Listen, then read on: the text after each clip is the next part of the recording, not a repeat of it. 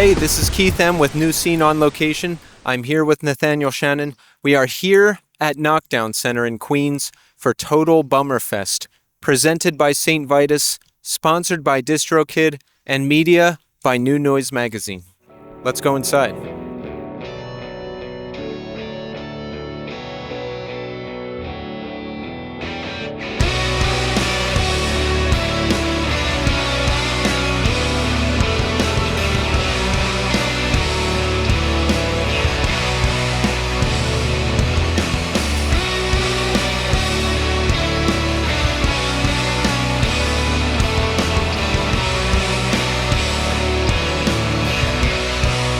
All right, we are here with Dave Castillo from Saint Vitus and Jeff Klingman, live booker for Knockdown Center. Gentlemen, how are we doing?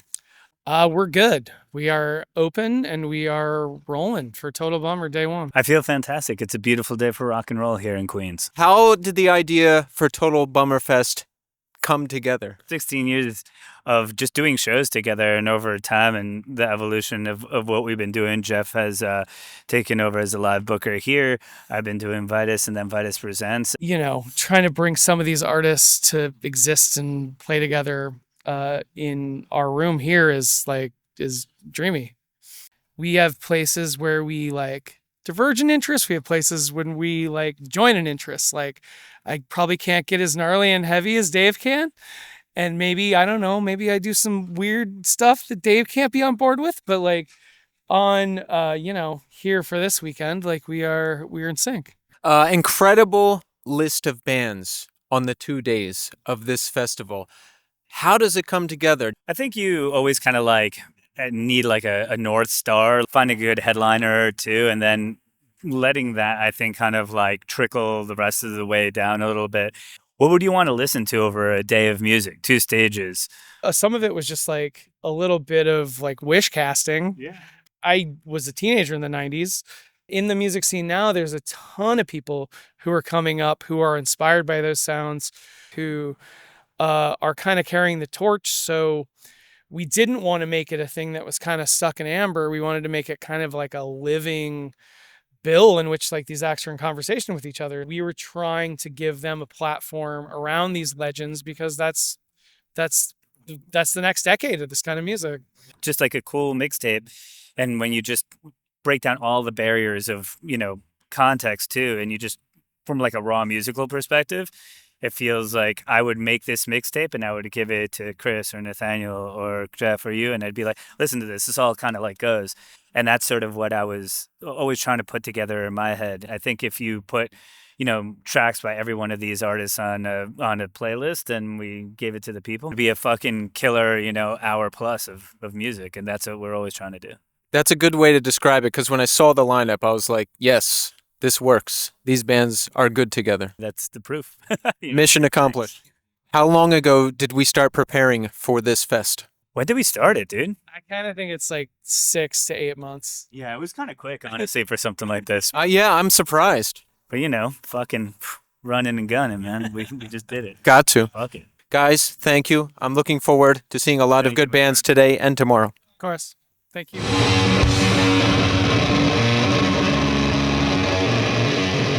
All right, we're here with Jasmine and Tara from No Joy. Hey, how are we doing? Good, how are you? I'm good. Cold still, but how about you? You'll warm up. I'm not I cold. just warmed up, so I'm feeling pretty good. So No Joy just released the excellent Bugland LP last year. How does it feel to have it out there now, and how's touring been? Good. It feels like it just came out. It was just born. But it's almost going to be a year, which is kind of crazy. But yeah, it's good. It's fun to play these songs live. It's nice how well received the songs are. Yeah. It's been nice to give them new stuff and have people actually really love it. It's great. Regarding the album, Jasmine, you said you wanted to make something that sounds natural and unnatural at the same time. Tell us more about that. Yeah, I was trying to do something that was organic, but also I wasn't using natural instruments, let's say. I was plugging all kinds of shit in and making stuff electronic, but also wanted it to feel organic in a way, if that makes any sense. Because I was inspired by both natural stuff and also electronic stuff. So trying to make a hybrid. Yeah, what kind of different elements did you bring in outside of typical instruments? A lot of it was like accidental, to be honest. So like I'd be tracking vocals and use like a really crappy mic cable that would have crackling, and then Angel on Fire Tools would just like sample the crackles from my mic, and we'd go back and forth like adding shit on top of it. So sometimes it was like things happening naturally. There's a lot of nature motifs in Bugland, you know, song titles to the lyrical content to the bug photography that was used. Was that inspired by your move to rural Quebec? Yes. I mean, how do we like living there? Is it better than the city? My God, yes. But I really enjoy the pace of being in the country and taking the time to like be outside and be around bugs and nature. And I think it's more my speed for sure. Was that a hard transition? Like, 'cause I feel like, yeah, I feel like I'm a city person, but I find nature to be the most healing, you know? Yeah, I thought I was a city person too until I wasn't. And then I was like, oh, I was lying to myself. I was never a city person. I was just coping with it. How about you, Tara? City or country? What's your preference? I also just moved to, I am in a city, but I am in a very specific part of a city that is just covered in trees and nature and trails and all that stuff. And I'm having a very 2-year behind jazz experience of being like, oh, I can breathe. I think I can relax. Yeah. There's not sirens all the time. Yeah. And the whole place is not vibrating. And I feel really good. How does the creative process start for No Joy? Does it typically start with you? I mean, will you start with a riff, a vocal? Does it depend? Kind of depends. I feel like it maybe happens like in that psychosis where you're like, hello, little squirrel. And you're like talking to the squirrel. And then like, I'm like, ooh, that's a good idea for a thing. And then I go do a thing. And then it sits on a hard drive for probably like 3 years. And then I pull it back out. I'm like, Tara, you like this thing? And then she'll add a thing to it. And then it becomes a song eventually. What's the most unusual place inspiration from a song has come from? Maybe not unusual, but like the song My Crud Princess is literally because my dog was covered in crap, like dirt. And I was just like, oh, you're my little crud princess. And then that's where that song came from. She was just covered in dirt and mud and like was digging in the dirt and full of garbage. So that, yeah, garbage dog inspired a song. What's the future for No Joy? What do we have coming up? Is there anything we can share with the people? There's something Yes. that is going to be announced, it sounds like. Yes. By the time this is out there, you should already know that there is something coming out. Let's just say bugs have a long lifespan. Oh, Oh. I can't wait to hear more about that. Well, I'm very excited to see the band, and thank you both for speaking with us. Thank you. Nice to meet you. And now, No Joy. I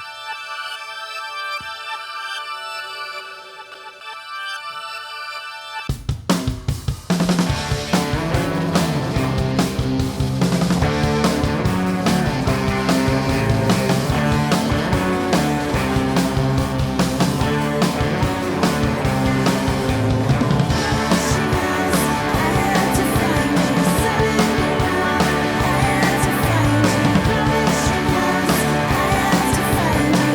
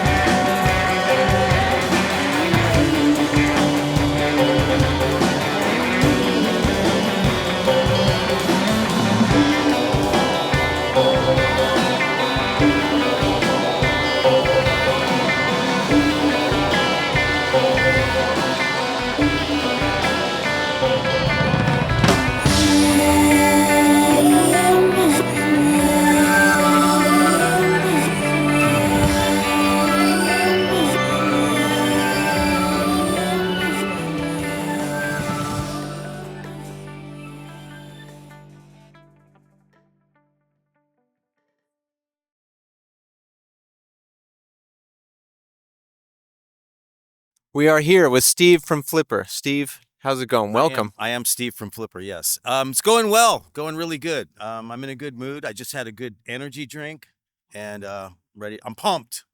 It's great to have you here. Are you excited? I mean, this is quite a lineup we've got here on this fest. I'm really excited about this lineup. Such a cool, eclectic lineup, and this venue's pretty cool, too. So we have Matt Corvette of Piss Jeans fronting Flipper right now. Yeah. How did you meet him? How did he get involved with the band? Tell us about that. Flipper played with Piss Jeans 20 years ago in 2006. At this particular point in time, 20 years later, as I'm putting the new kind of Flipper back together again, because we're reissuing all of our back catalog with Superior Viaduct. And so in doing that, I thought to myself, well, I should get out and play shows, you know? And our original guitar player, Ted Falcone, has retired. So I needed to put a whole new band together with guitar, bass, I'm the drums, and a singer. Matt came to mind when I started thinking in my mind, like, what great singers have I seen along the way? And he's one of them. I contacted him and he was very enthusiastic and very positive and felt really great about the idea of doing that. Matt came out of the gate, man, just full speed ahead. He's great. He's all over the place. He's climbing things and he's great. Have we thought about having Matt antagonize the audience or throw a beer can at them in homage to the old days of Bruce Luce? That's sort of reminiscent of a $5 million lawsuit that I remember being served with. We played a show many years ago in the 80s in Long Island. Bruce apparently threw a beer can out into the audience and hit a guy above his eye. Ooh. A few weeks later, I'm back home in San Francisco and I get served with a $5 million lawsuit, right? Reading through this lawsuit, the guy claimed he was blind in one eye and all this stuff and $5 million and all this stuff. And okay, so a couple of years, I never heard anything more. I got served and never heard another word. In fact, it might have been more than a few years that went by. And I'm back in New York and I'm hanging out at my friend's bar. I'm having drinks. And he comes in the bar. He's got me seated in a booth and he's serving me drinks and I got some friends hanging with me and stuff. He comes in, he goes, "Hey, Steve, you remember getting sued for $5 million? I go, "Yeah, I remember that." He goes, "Well, the guy that sued you is outside. He wants to meet you." I go, "I want to meet that guy." So I go out there and the guy tells me the whole story. He settled with the club's liability insurance for $10,000. So that was the end of that. He wasn't blind. He had a tiny little cut above his eye. And he tells me now this is karma. He took the whole 10 grand and bought a load of cocaine with it, went on a binge, lost everything, his job, his girlfriend, his apartment, his dog, the whole nine. It was a country western song. And he lost everything behind going on this cocaine binge. And then I go, "Well, what are you doing now?" And he pulls out a business card. He's an A&R executive at a major label in New York, like CBS Records or something like that. What a comeback story. That's the whole story, yeah. Anyway, I mean, since I was a teenager, I've always wanted to play drums. I've always wanted to play in a band, so that just never goes away. I happened into this thing called Flipper and a really great punk rock scene in San Francisco that nurtured all that. I can't imagine retiring. Your last LP, The Excellent Love, released in 2009. Have you been working on anything new? There's one unreleased album. There's an album from 1980s material that was never released ever before. Never released? Never released old Flipper material, yeah. What was it? Why wasn't it released? What happened? Well, the album Gone Fishin', which was our second studio album, we recorded like 16 songs or 15 songs during those recording sessions. And I think 8 of them or 9 of them ended up on Gone Fishin'. And then there was the leftovers. And we never put those out. That's exciting. That's like a whole unreleased album. It's a whole unreleased album of vintage Flipper material from the 80s. So we need to come up with a new name for the record and all of that. The influence of Flipper stretches far and wide over the years, dating back to Kurt. I know Kurt Cobain, he was wearing a homemade Flipper shirt on Saturday Night Live. Right. Is there any other times, in the past or now, where you saw Flipper mentioned or written about that surprised you? So over many years now, somewhere along the line, I became aware that Flipper was showing up in music history books. And so once I knew like that was a thing, every time I walked through an airport, went into a bookstore or whatever, I would look at the music history, section and flip through these music history books. And Flipper was mentioned. I have a whole bookshelf full of music history books with Flipper mentioned and talked about. So that's been a mind blower to me. And then all the different bands that have come to me, modern contemporary bands, have come to me. The Garden being one of them. And their audience is their demographic is like 13 to 19-year-old kids. Kids are seeking out real stuff, authenticity. That's what the whole, social media is about, being authentic and putting yourself out there in an authentic way and stuff like that. So I appreciate that about the kids these days. Well, Steve, thank you. And great to see you. And I'm very excited to see you play. Awesome. Thank you. And I want to thank the promoters and organizers and anyone who put all this together, and all you guys and people out there. Yes, thank you, Saint Vitus, Knockdown Center, DistroKid, Marshall Amplification, and New Noise Magazine. Let's go.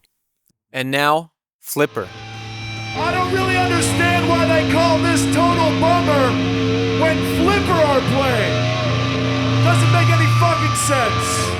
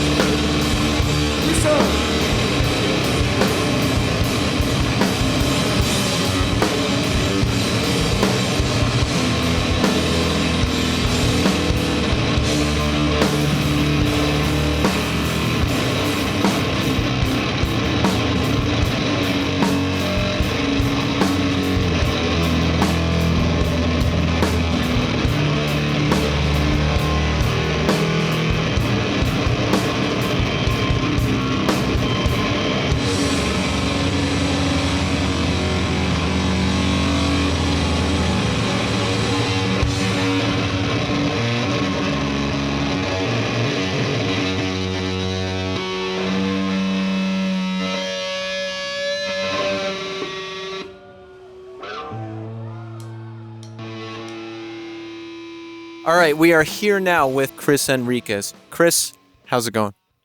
Fantastic. We are here this weekend at Total Bummer Fest. Are you excited? Beyond excited. What is your piece in this, Chris? Now, is it strictly media giant for New Noise Magazine? New Noise Magazine and Nathaniel, who is shooting this right now, we've come together to capture a lot of special moments that have been happening in New York over the past year and a half that I've been with the company. And we have a program called Rough Cuts that is on our YouTube channel. And now this is our first festival together. But in the general scope of how media is sort of supporting the scene, so to speak, I think that New Noise is really making it a priority to expand outside of the general things like we have the print magazine. I think that's very important still. We have a website where people premiere tracks and videos and share news about tours and whatnot. But literally, no pun intended, being on the scene, on location, I think is a very important thing. People love seeing behind the scenes stuff. MTV doesn't really exist for that purpose anymore. So we're doing our best, and there's so many bands, old and new, for us to talk to and learn more about and watch and enjoy, and that's the beauty of all of this. When David at Saint Vitus hit me up and told me he was doing this with Jeff Klingman from Knockdown Center, I really wanted to make sure that this festival didn't just happen without any kind of official coverage. Beyond shining a light on it, it's also about having lots of independent companies that believe in this and want to do something to keep it going. Now, Chris, give the people a mission statement for New Noise Magazine. Well, for everybody watching, New Noise Magazine has been supporting underground music for the past 13 years or so. We're still in print. We believe in magazines. We feel like it's important that when you go into a Barnes & Noble or a train station or anywhere around the world where we're distributed internationally, that you can pick up a magazine with artists on it that are relevant today and not just, look, I love the legacy artists and all that stuff, but we're also here so that you can read about End It and Angel Dust and No Joy and all the other amazing bands that are out there that are not getting the shine. We're doing a lot of stuff. We want events to happen to bring people together in person because it's not about being on your phone all the time. You got to get out of your house. You got to see bands. You got to meet people and start bands or start fanzines. And we're an example of how that's possible. We just want to be examples for how underground music can thrive and that it matters. And there's so many things to take away from it. I feel like the culture is shifting away from people being buried in their phone all the time. I think alternative music and all its subgenres allow people an opportunity to blow off some steam and build a community. Chris, always good to see you, and let's go watch some music. And now, Blonde Redhead.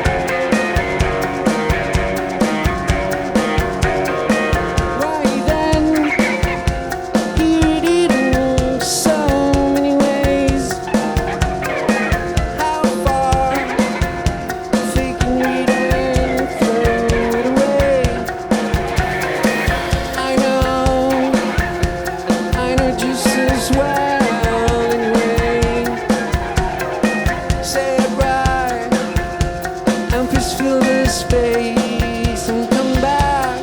I need to walk away. I need to shut away. Wanna throw away. I want to your way. I know I got away anyway. I know how to get ahead, but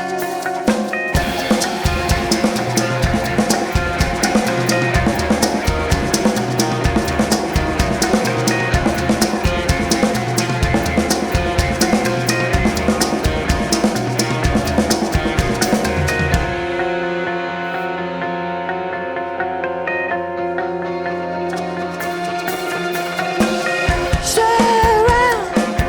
I won't say anything anyway.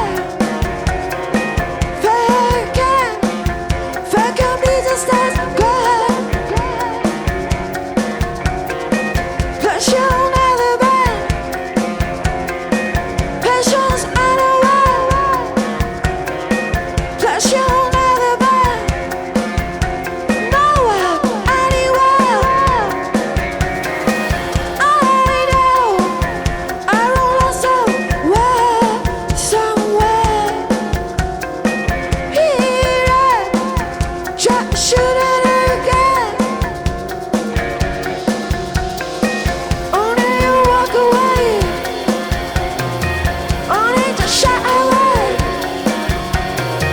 What I throw away. I want to your way. Only you walk away. Only to shut away. What I throw away. I want to your way.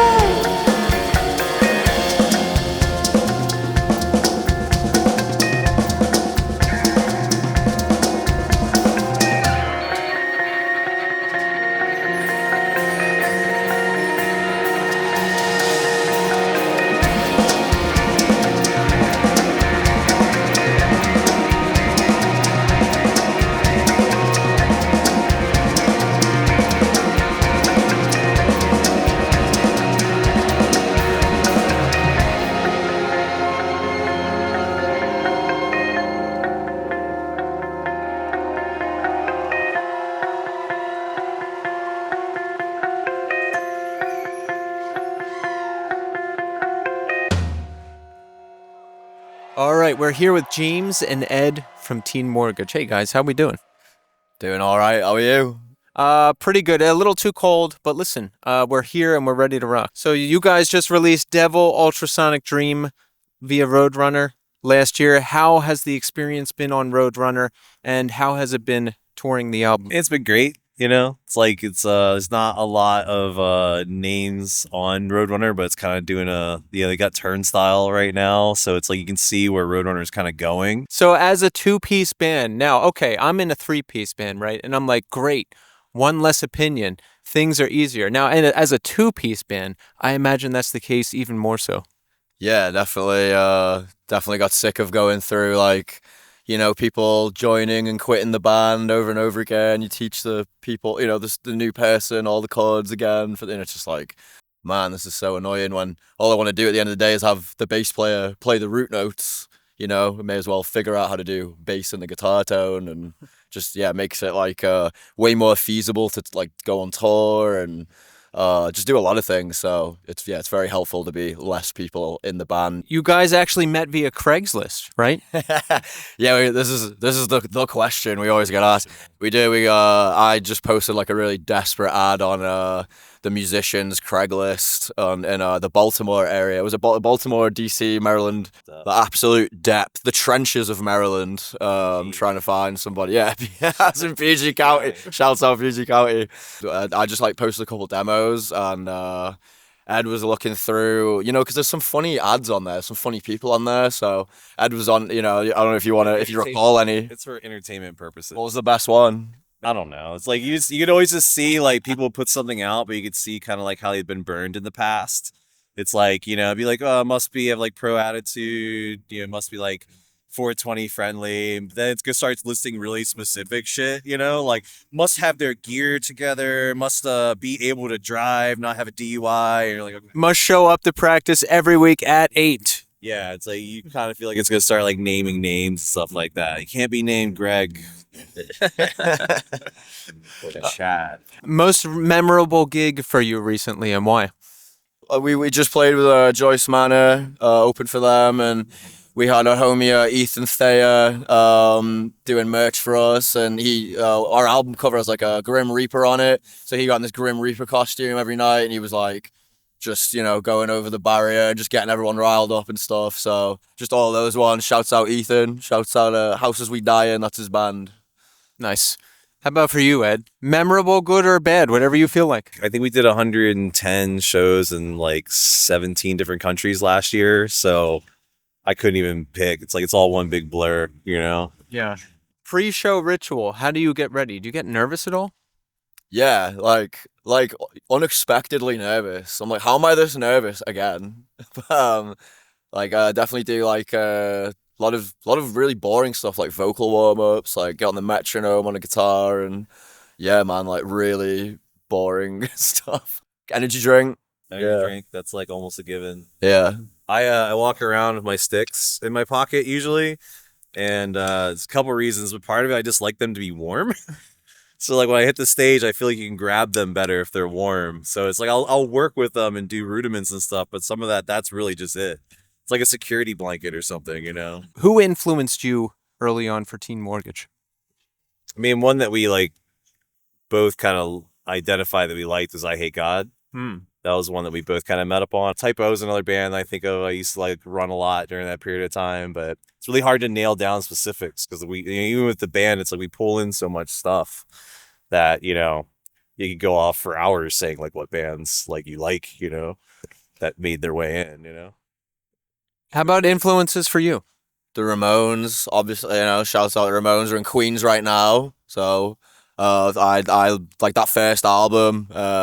Was like I was like 10 years old. I got that album, and I think it was the same time. It was like in the Jimmy Neutron movie, they had Blitzkrieg Bop, and then Tony Hawk 3, they also had Blitzkrieg Bop, and I was just like, this is like the best thing ever. And I remember I had like guitar lessons at the time, and I was like, how do you do Ramones? And he was like, oh, they're called power chords. I was like, oh, see you later. Like that's it. That's all you got to do, So it was like, I think that's so they were. Like everybody else says they are that band where you go, oh, I could do that. You moved here from the UK, correct? That's right. What prompted you to come here? My daddy got a job ages ago when I was a kid, and then I was able to get like a dual citizenship living in like the Chicago-ish area, and then moved back for a while to Liverpool, and then I was going to join another band. It didn't work out, and then I just ended up being like, oh, cool, Maryland, like, who's so many bands from around here, like, just made sense to start a band where we were. And then it just happened that, like Baltimore ended up being new zeitgeist city where, hardcore has a really strong scene happening for it. So it really just worked out. And then Ed is a nurse. Ed used to be a nurse working nights and stuff. And I was like, this guy could stay up all night and drive. Like, we're two guys, we could just go forever. So that's why I came here and just stayed there, because it was just like, oh, this is going to be easy. You know what I mean? Like a lot of my friends ended up doing like cover bands, and I just hate that, to be like at a wedding 4 or 5 days a week doing Mr. Brightside. We never wanted to do anything other than doing the like a proper band. What's coming up for the band? Is there anything you can tell us about new recordings, new tours, anything you've got going on? Yeah, we're starting to get into our second album with Roadrunner. Super excited, going a bit of a different direction on this one, just cranking up all the aesthetic things in the baba ganoush, throwing it all in there, spicing it up big time. Yeah. Hell yeah. Awesome. Well, I'm excited to see you guys, and thank you. Hell yeah. Cheers, man. Thank you. And now, Teen Mortgage.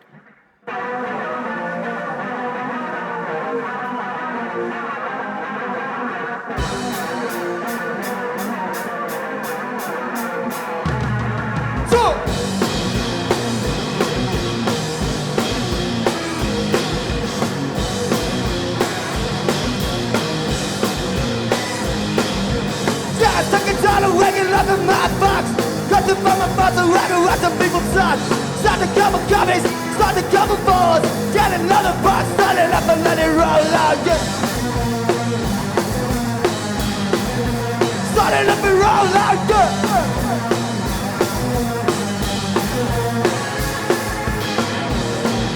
And all of these times you thought, I don't wanna be a number.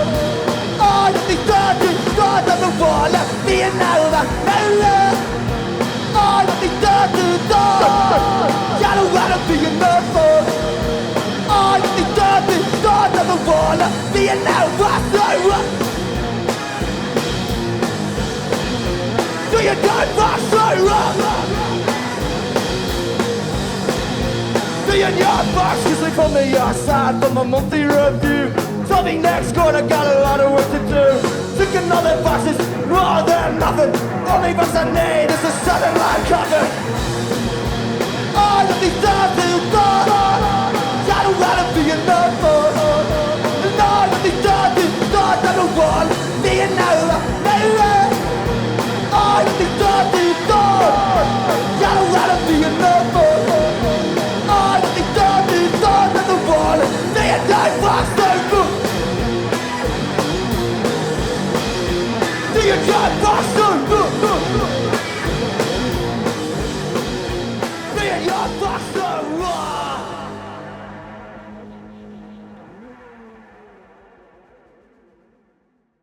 We're here with Derek from Meat Puppets. Derek, welcome. Thank you. Welcome to New York. You're here all the way from Phoenix? Yeah, it's 100 and already 100 in Phoenix, and I didn't realize it was going to be so chilly. Now, is this weather a nice change of pace for you, or do you prefer the sweltering heat of Phoenix? Aren't you going to ask me about me bloody music? Of course. We've got time. The band has not been doing shows for like 4 years. Then we kind of forgot that we were a band for a while. We did a show in Phoenix, our first in 4 years, like about a month ago. It exceeded our expectations, but there were so many people, and we've been away long enough to where like it's a whole nother generation. And now it's like, and you know, there's all this 90s nostalgia coming back around, which helps us. It might even help us sell all those CDs we haven't been able to sell for the last 10 years. Eventually. The band's last full length, the excellent 2019 Dusty Notes. Have you guys been working on anything new? No. Nothing? Not really. Kurt writes when the muse hits him. Yeah. Like I said, this is our second show in 4 years. Our first one back in New York's in 7 years. I mean, we had to jump on this one because it's like 8 bands for $75. That's awesome. I mean, it's interesting that people still care. I find it personally hard to believe, considering that I came up in punk rock, you know, late 70s.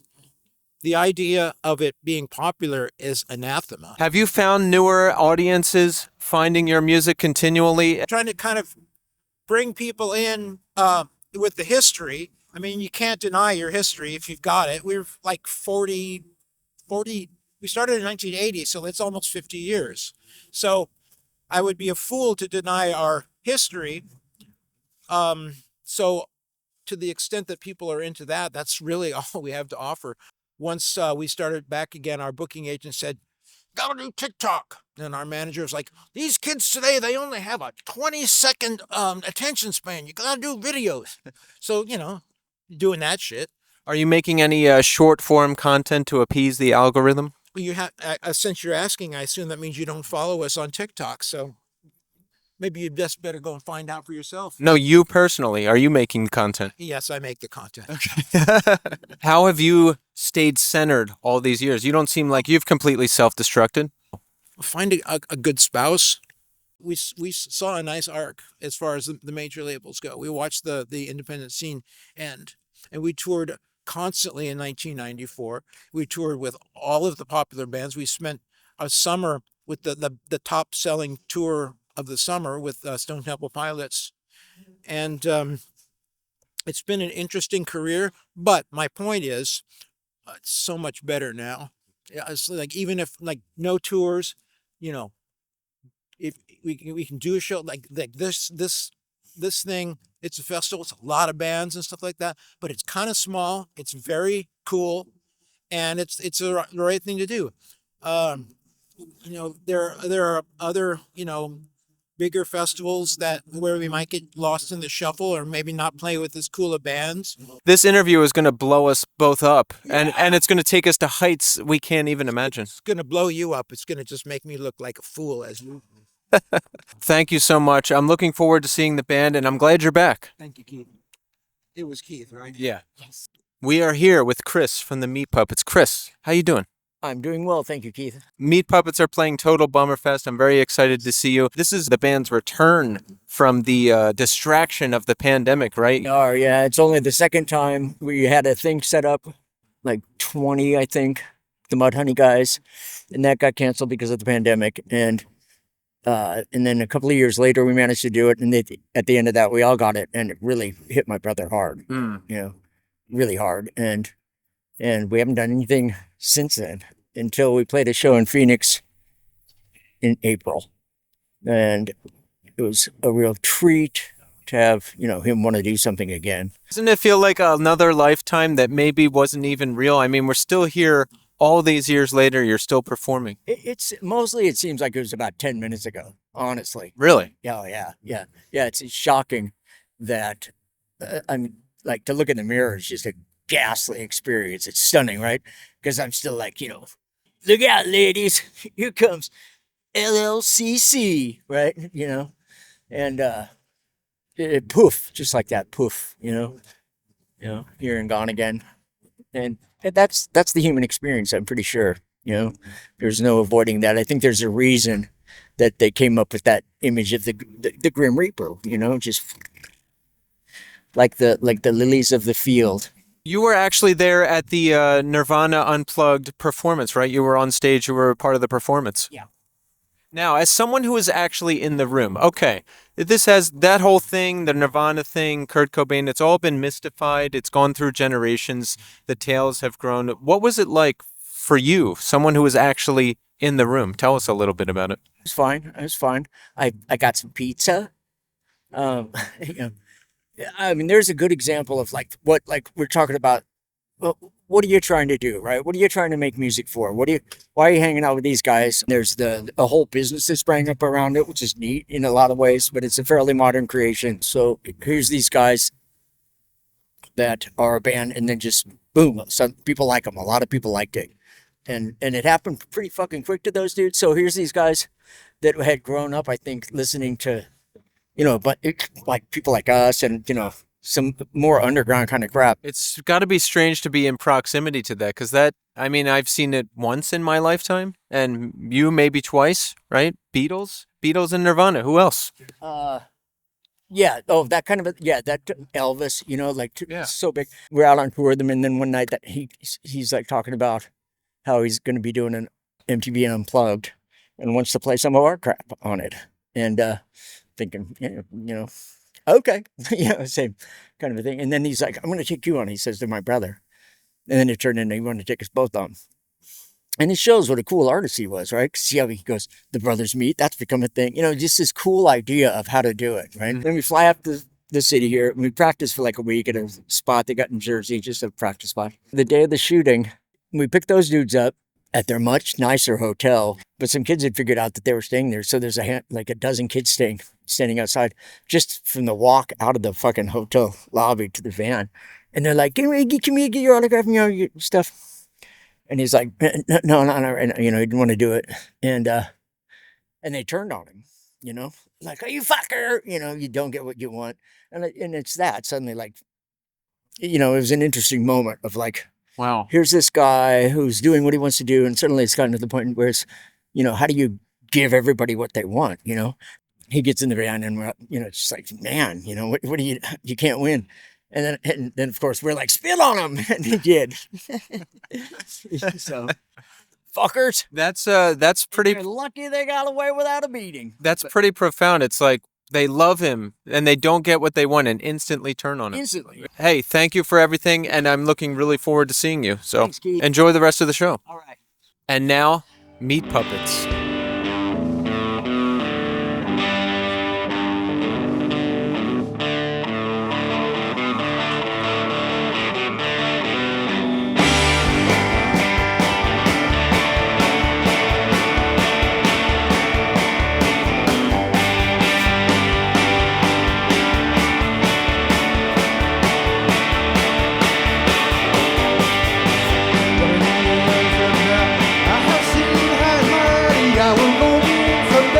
but for now I'm coming down from now. I have seen left to go, and I will go again someday, but for now I'm coming down. I have seen the information all right inside from this. I have heard these visions, and something on the ground beneath. So we on the outside, but I always see the band. If you're not doing too much, I can always turn around.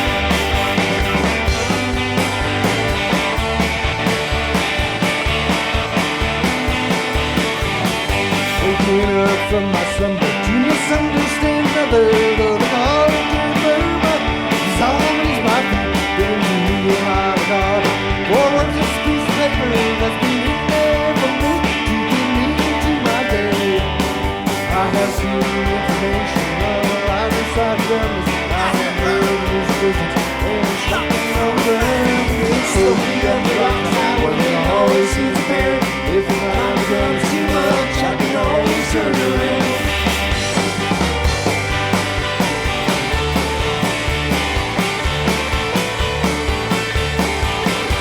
Going down to the desert, to the very feels the desert. I'll be crawling through the sand, at least a couple of days. Going down to the desert, there are things worth avoiding, and it always makes me cross when things get in my way. Information all out inside the numbers. I have heard these visions, and something on the ground beneath. So we on the right side, and we always see the stand. If the line comes too much, I can always turn around.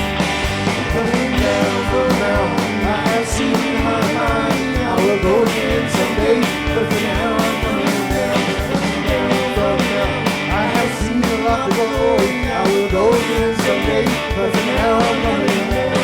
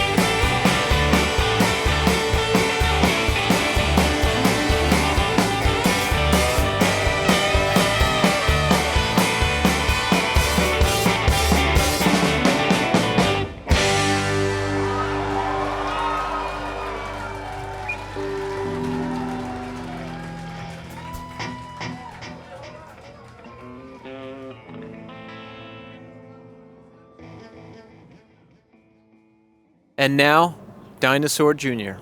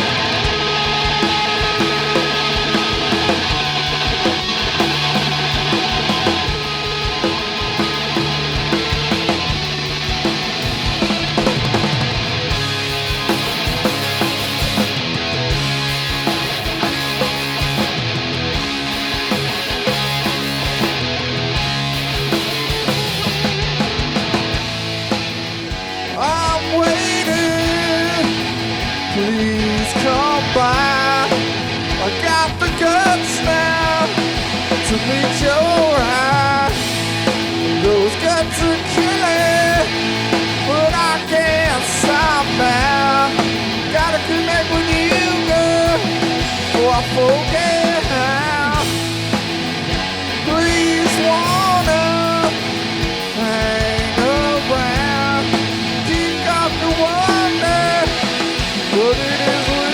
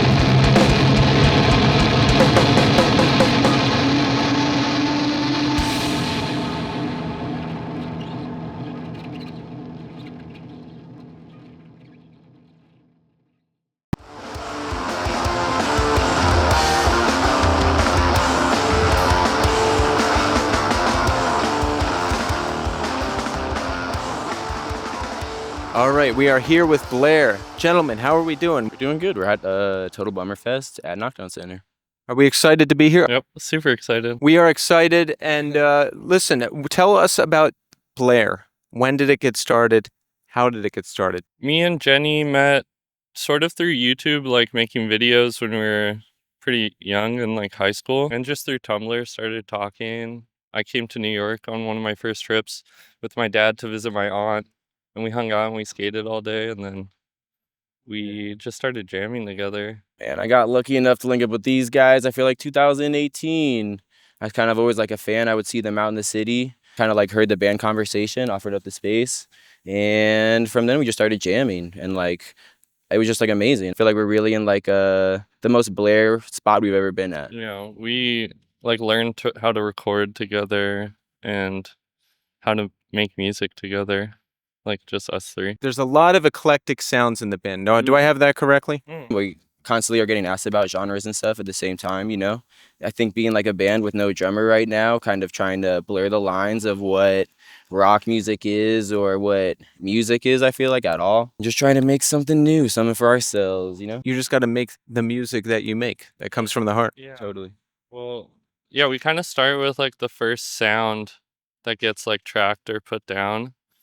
And then from there, just the next sound, you know? And then on top of that, and then there's a song. Like getting introduced to all these things would be hyped on. And I think it's just like a fusion of all of the things that I love. It's hard to put a name on it. You know, it's just like, and it all just feels so natural. So like when people ask us what it is, I don't know. But I am curious to see what people label it as, you know? I definitely am super inspired band-wise by Smashing Pumpkins. I feel like that shows a little bit, even in like the artwork that we use a little bit, which is his father's artwork. And that's kind of just like subconscious and loose, but I do think that once we even saw the artwork that we did use, that helped inspire everything to like kind of fit together. I think a key important factor to like where our sound is at now was also us spending time by ourselves making music through COVID, you know, trying to make every decision more intentional and like reflect ourselves while like doing it together. We know what we want to do with the music and the art that we create. What's the hope? What's the plan? Keep doing what we're doing, having fun, you know what I mean? And if we get to go on some tours, that's great. If we get to put out some more records, that's great. But I think at the end of the day, just spending like time with my brothers and like making music and having opportunities to play cool shows like this, that's really like all I could ask for. You know what I mean? It's all a dream. It's all not real anyway. So yeah, it's been really beautiful just experience this with like people that I really love and care about. That's what it's all about. What else is there? We have some singles that we're about to put out while we work towards the next project. And we also like make our own music too. And we're just like going to be putting out a whole lot of music like throughout the year, whether it's through Blair or our solo projects too. Well, I'm excited to see you guys, and thanks for talking with us. Nice to meet you. Yeah, cool. Thank you. Brother, nice to meet you. Thank you. Much. Nice meeting you. Thank you. Yeah. And now, Blair.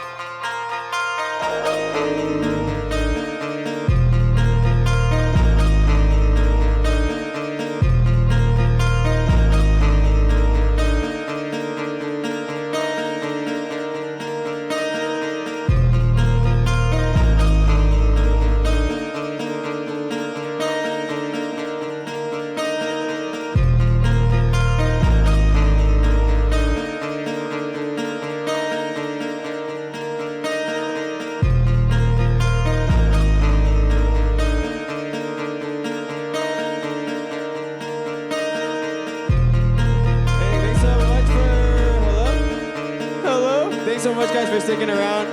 This song's called Propeller. It's off our record we put out a year ago, maybe 2 years ago. Thanks so much for coming to the show. It's so good to see so many people that I love and care about. Thank you so much, y'all. It really means the world. This song's called Propeller.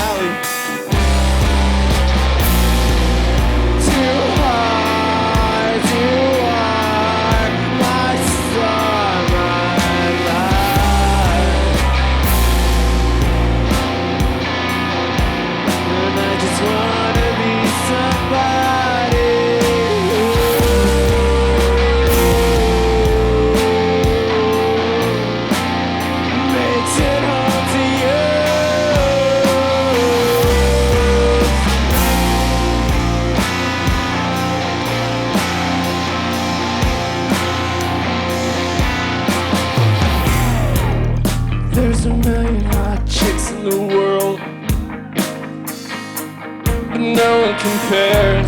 Circles and squares, we're circling now. Matter of fact, I'm taking flight now.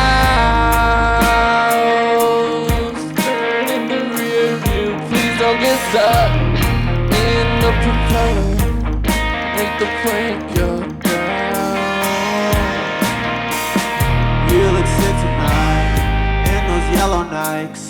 I'm Clark Kent, you're Lois Lane, and you're my kryptonite. Stay in my crib tonight. We'll take city bikes, find the highest point we can and jump a paraglides. I'm afraid of heights. Girl next to you on flyer. We'll hit the store for visors. I got 2 red eyes, fly too hot, it's 2 July. You know I'm a loser, right? With you I'm much cooler. Ferris Bueller, take the day off. Take the day off.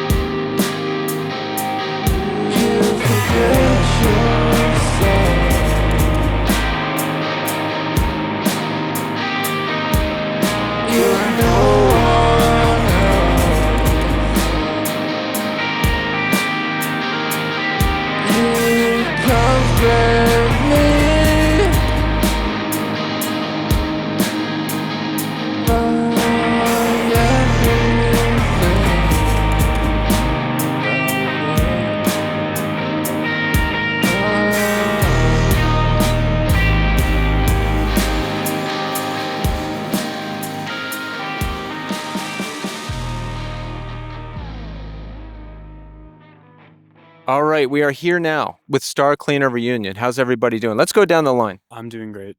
Are you excited to be here? Yeah, my tummy hurts. I feel fine.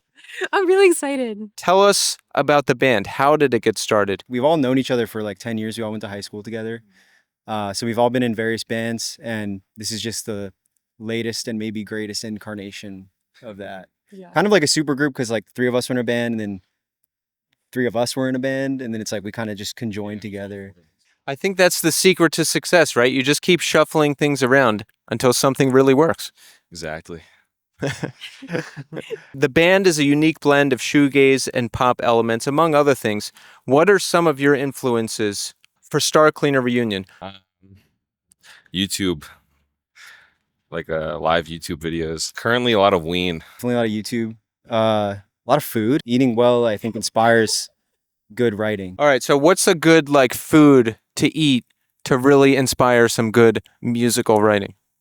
Maybe like some dumplings and kimchi. Banh mi. Maybe a lot of chicken over rice on my end. Good and balanced? Yeah. Your thoughts on Ween? One of the best bands of all time. I feel like that's a pretty universal sentiment. It's undeniable.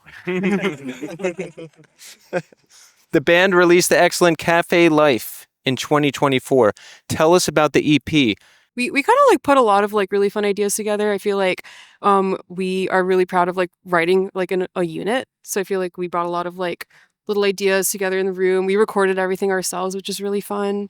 It was a really homey album. See, when I hear that a band recorded something themselves, I think, uh-oh, or they really know what they're doing.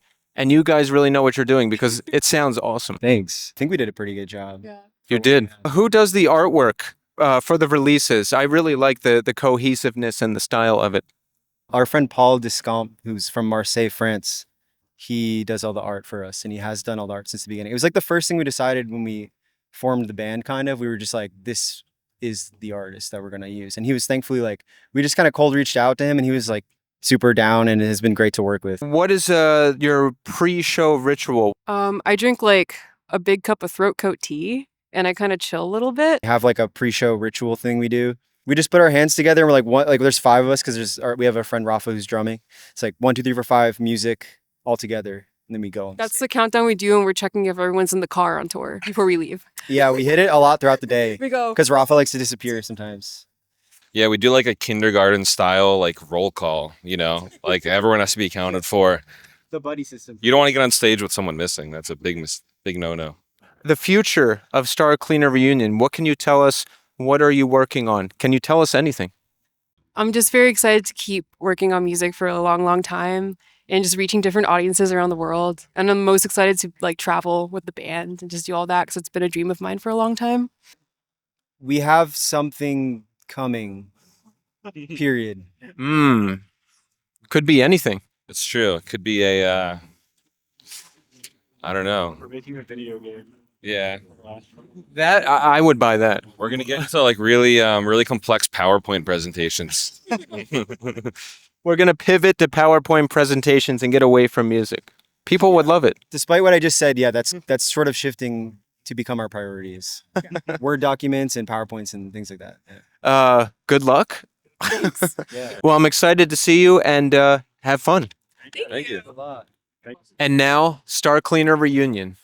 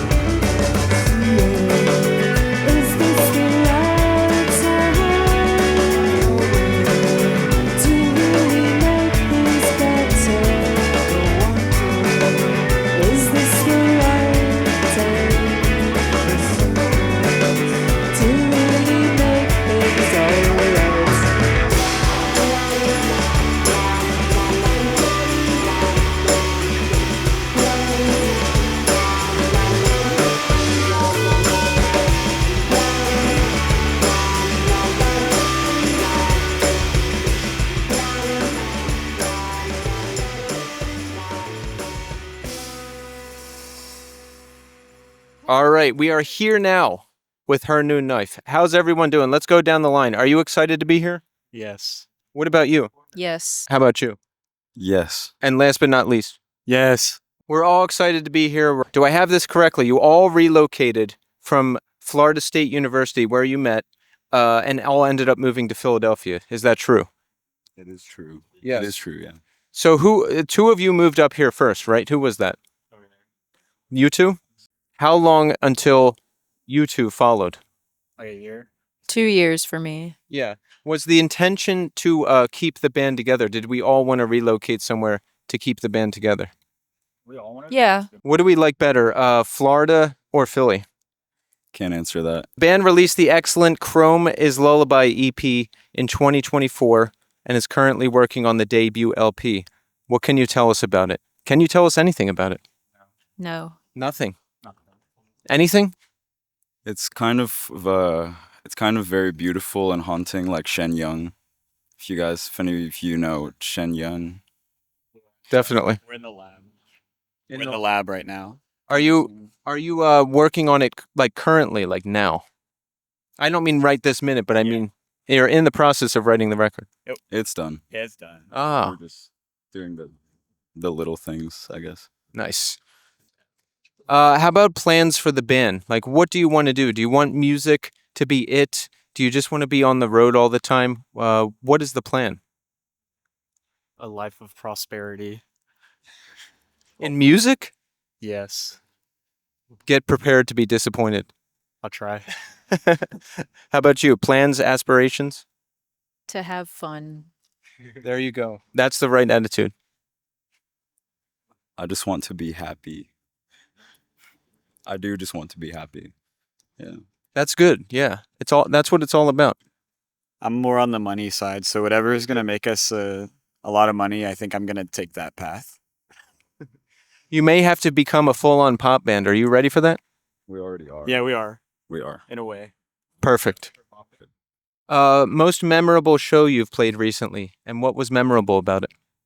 A year and a half ago, we played a house show at a friend's house in Los Angeles, and at the end of the set, I crashed through the window of the living room, the big window, just like in this old house, and I shattered like the whole thing, and I felt really bad, and I still do, but it was fun. How did that happen? I just stemmed way too hard. It happens. It's okay. Did you end up having to pay for the window? I'm not at liberty to say. All right, we're going to skip past that one. I'm very excited to see you guys today. Thanks for talking to us. And now, Her New Knife.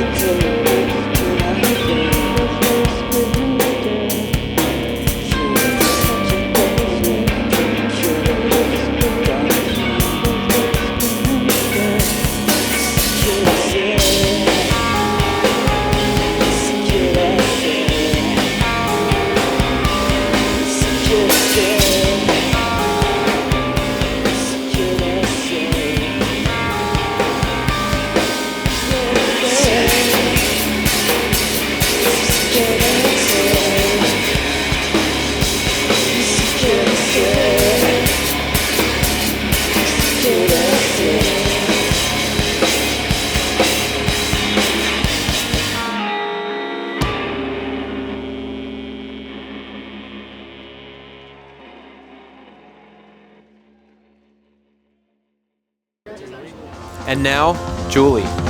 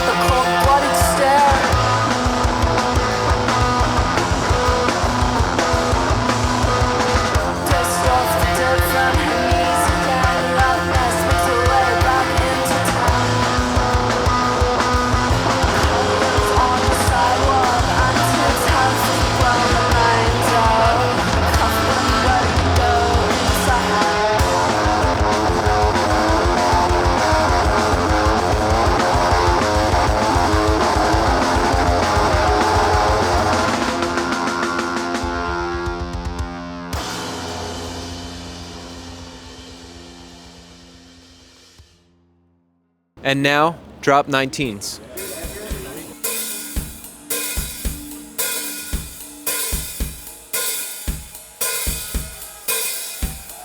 Queens.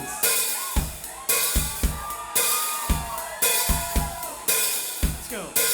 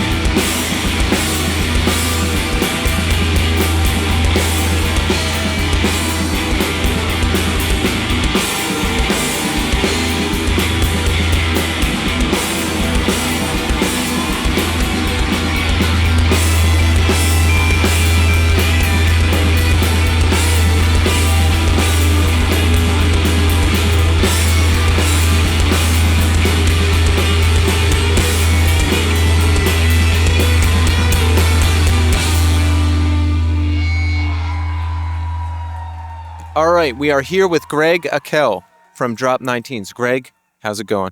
It's going well.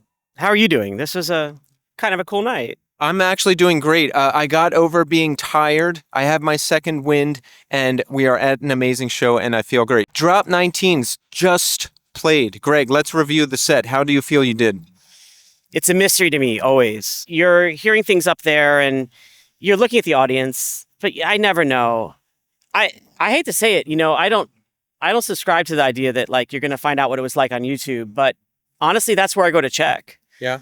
And I'll go and I'll see, kind of what it was like and what it seemed like and what it looked like to people. You can't hear exactly what it's like on YouTube, but it is it's the best reference ever. Because certainly back in the early days that there was no reference. It's just your memory at best, and like that fades. Is that preferable, the old days? Like no reference? I feel like that could be a good thing. No, it's not. Because I think that one particular thing, I kind of like going and seeing what it might have been like. I'm supposed to be cooler than that and say I don't care and don't want to look, but I am curious. I'm curious what it looks like. So even for a show like we just witnessed, all right, I'm going to tell you, you guys were out there. It sounded phenomenal. It looked phenomenal. There was a huge crowd out Say there. that to all the girls, though. Well, it couldn't have gone better. So you playing a show like that you just played, will you walk off and be like, was that good? Was it okay? Do you still have those thoughts? Those are my first words after every single thing when we walk off. I don't know. I don't know. I don't know. I don't think I've ever walked off stage and been like, yes, ever. Like never? Never. Not once. No. Wow. No, not once.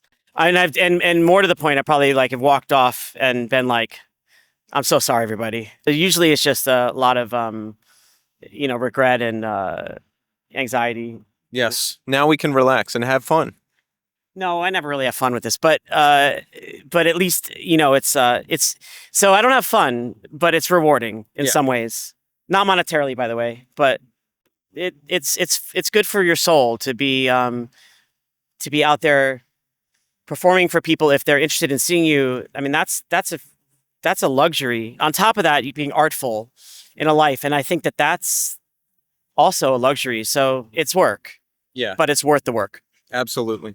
Greg, I read that you were truly done with music when the band ended in 1995. You walked away and didn't pick up a guitar anymore. Nothing. Did you not do anything? No, I never even picked one up. I felt like I had done this with that part of my life, and it was a good time in my life to do that. In fact, it specifically occurred to me to never do it again because that was the place that I carved out for it. And what I know now is that I knew nothing. Here I am. I'm doing it again, and I'm excited to be doing it again. And it's not over. We didn't just come back to play Delaware from beginning to end. I mean, we came back, we made another record, and we're making another one now. And I think this next record crushes Hard Light and Delaware. Now, he might think that, not think that, and he might not think that. For me, the only way that I can be doing this is if I feel like I'm trying to do something that moves us. It was worthwhile to do. It was worth our time and effort and love and sweat. How did the band come back together? I texted somebody, I mean, everyone knew that I felt this way, that I was never going to happen. And then I woke up thinking I'd like to hear a new Drop 19 song. And the only way that was going to happen is if I decided to do it. And so I reached out and I texted Steve first, and he's my bassist and my writing partner. And the next day, I didn't have guitars anymore. The next day, a jazz master showed up overnight in my building in Brooklyn to make another record. That was from Steve. So that's what happened. It's just I woke up and wanted to hear a new Drop 19 song. And there was only one way to do that. Yeah. To write it. But some things change, some things don't. I still look out at the audience, and I came back and the audience still looks the same to me because they are largely 18 to 22-year-olds, which is the same way it was 30 years ago. Have you seen the resurgence of young fans finding this music, finding your music? Have you heard legends over the years and people wanting to hear you again, or offers coming in of people wanting you to come back? So I hear things like that, and it's always kind of it's very flattering to me. 14, 15-year-old kids are in bands, and they're in garages and they're playing shoegaze, and and I don't throw that word around lightly, shoegaze. I've always felt like my band is a little bit shoegaze adjacent because we've always sort of hedged it. I've come to embrace the beauty of it. I think the reason for that is that there's an ethos to shoegaze that is somewhat like it's that 16 to 21 or whatever it is, where it's just like, God, the world is going to end tonight. And it's this thing that pulls at your heartstrings. It's like this romanticism and being moved and being overwhelmed. That's a badge of honor, I think, for the genre, that it moves people and it moves kids. I mean, I don't know how old we all are here, but I don't remember feeling anything as hard as I felt it when I was 18, Right. And I felt a lot. And so it's a cool age group to be playing to. Right. Remember being 18, 19 and hearing Vapor Trail for the first time? Yeah. I do actually remember that. That's the answer to your question. Yeah. Sorry. I felt that. I'm out of frame. I felt it really hard. Thanks, man. I think it's the right answer. The answer is yes. In the years you were away from music, what were some of the things you were up to? And did you ever really miss being in the band? No. No? I never missed being in the band, but I did do a lot of things because, of course, I was breathing and alive. I sold flowers. That's what I did in my life. I owned a flower company in New York, and we had stores, and I sold flowers. I sleep well at night. That's kind of cool shit. All those things. So you mentioned the band is working on new material. Can we expect a new album? Is there any other news you can give us? Absolutely. March 2027, the new record, maybe the last record, right? Every record of this band is the last. That's something I got from The Cure, right? Like every record is the last record, and and they're not lying.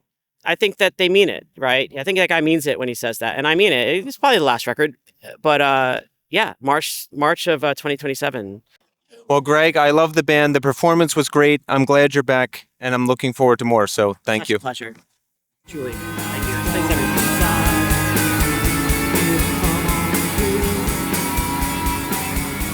All right, we are here with the Jesus and Mary Chain. Hey, Jim. Hey, William. How's it going? Not too bad, thanks. William, how are you feeling? Fantastic. It's going great. Excellent. Guys, it's very exciting to have you here. This is a great fest. I'm excited to see you later on. So your highly anticipated 8th studio album, Glasgow Eyes, released in 2024. Now, is this true? I read while you were recording it, all the files got lost during the recording? The first set of recordings got lost. Yeah. So we had to re-record just about half of the album, I'd say. Was that taxing on you? Making an album is not an easy thing, and that sounds like a nightmare come true. Well, it wasn't so bad for me, but ask him, he hated it. Yeah, I recorded about 5 or 6 songs that I thought were pretty good, and then got a horrible email from this stupid studio telling us that do we have backups, because they can't find the backups. And I said, no, I don't have backups. You're the studio. Where's the backups? And they didn't. They couldn't find any. So that was a bit of a kick in the balls, really. That's the worst thing that can happen. What about what you ended up re-recording? Were you happy with it? Oh yeah, completely. But it's just a horrible situation. I have to start recording songs again. Yeah, it's the worst thing that could happen. Did you end up going with a different studio? Yeah, we recorded in Mogwai Studio in Glasgow, hence the Glasgow Eyes title. Nice. So you two are the longest members of the band. You two are the band. What happens if we can't agree on something? Is there a third voice we can consult? We haven't been agreeing on anything since since he was born. Yeah, we sometimes have to get involved. The United Nations has to get involved in just about a United Nations resolution as to whether the next album is going to be electronic or guitar based.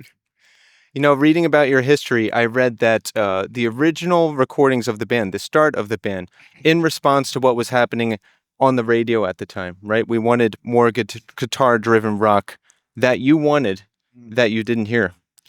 Well, we were music fans, and what a worse time to be a music fan the 1984. I couldn't think of a worse time. We thought that the radio had a disease because it was pumping out all of this stuff like Kajagoogoo and Duran Duran and sort of crap like that. So we thought, let's fix the radio. Let's get good stuff back on it again. And the only way we could think to do that was to make it ourselves. What about the current state of music? Do you like it? Do you check in on it? Would you want to do something in response to that? How do you feel about it?